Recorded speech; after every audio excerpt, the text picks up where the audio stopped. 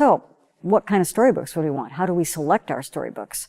Well, books should be engaging, be something that would be interesting that a child would like. Something should be geared to the ability and the needs of the child, and that takes some careful deliberation, more careful than we might think. A book has to have a clear structure. We generally want a strong story plot, kind of an introduction, some kind of a problem, and a solution. Those are the ones that work best for what we're trying to do.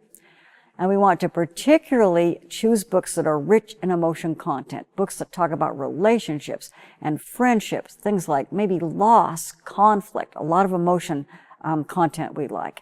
And we like books with expressive and interesting and compelling illustrations. A lot of the kids we work with really need that visual piece. Now just as a note of caution, we have found when we select storybooks that frequently the books that we select, we think they're going to be just perfect, they've got all of these kinds of things, and the emotion piece may be more challenging than we thought. So sometimes with regard to what you need to inference in the emotion content, it can be much harder than you think, because a lot of the kids that we work with have trouble with this aspect. So think about that when you work with a child. You may have to gear it down a little bit, gear your book down a little bit in terms of the emotion content. So for story sharing, how exactly would we do that? Well, there are a lot of ways to share a story. But what we do, what we've been experimenting with, is we will prepare a story. We'll select our story. And then we'll read through that story and carefully select what are the concepts and behaviors in this story. What can this storybook do for us? What do we want?